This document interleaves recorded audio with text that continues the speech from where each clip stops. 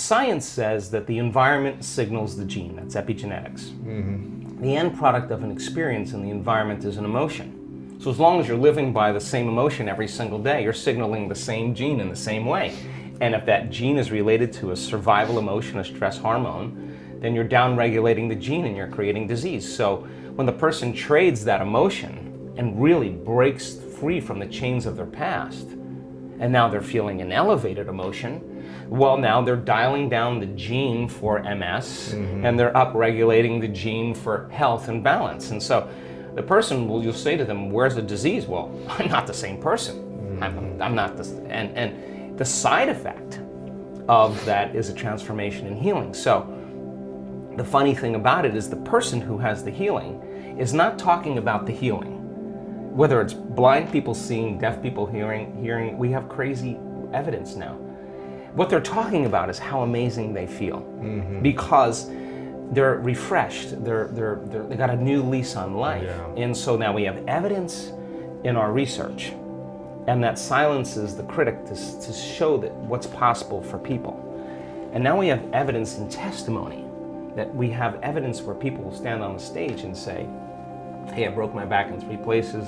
I haven't been able to stand up straight. I came into this event hunched over, I couldn't lay down. And now this guy's jumping around on the stage. He's laying on his back, he's touching his toes. He's you can tell, I mean, he's having his moment.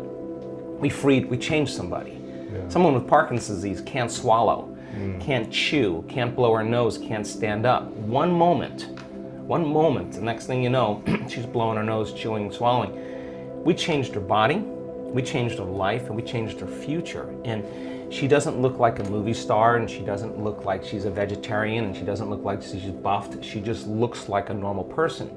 Now the person in the audience who's watching that and looking at this person and seeing that they're no different than them, it just starts to cause them to think, if someone else can do it, I can do it. So you see the person with the stage 4 cancer that got the voodoo curse that they have 3 months to live.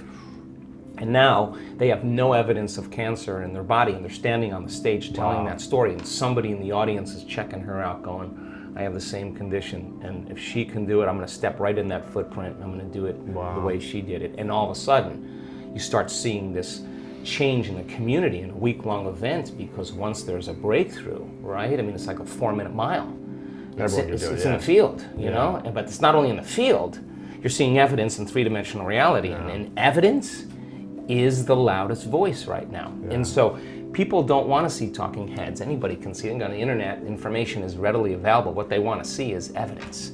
And so when you have evidence in the scientific realm, and then you have evidence in a community of people, and you're not doing anything that's so extreme that excludes anybody. It's inclusive, and we're using science as the contemporary language of mysticism. It is science that's going to demystify the mystical. If I talk tradition, culture, religion, any of those things, spiritual principles, people are going to shut off.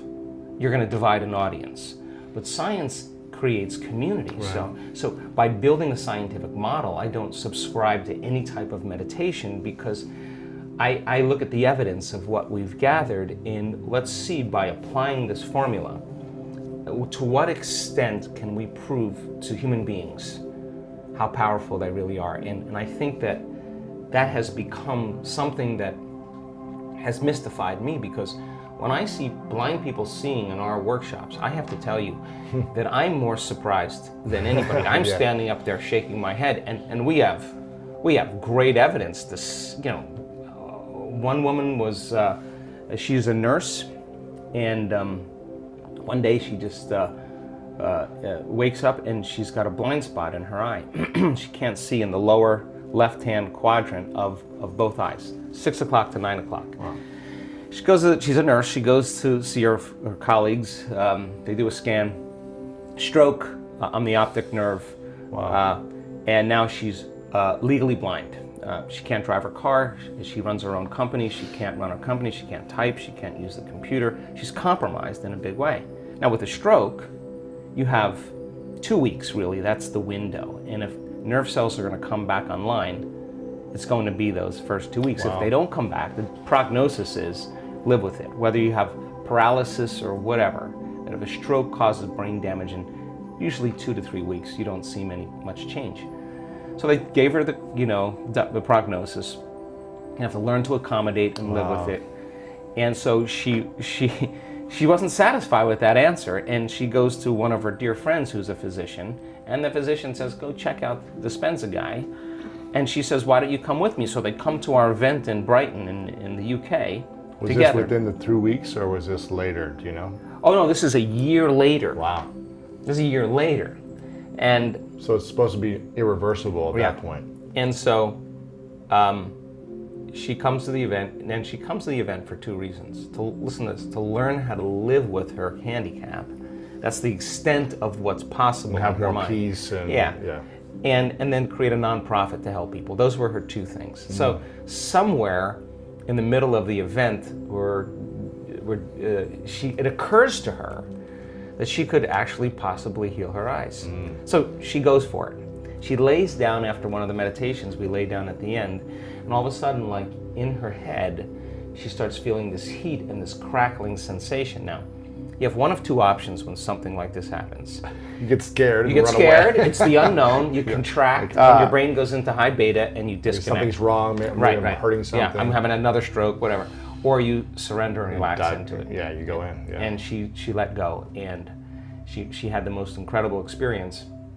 She laid there for the longest time, opened her eyes, and she said it was like the lights came back on. She said, I could see completely. We sent her for a scan.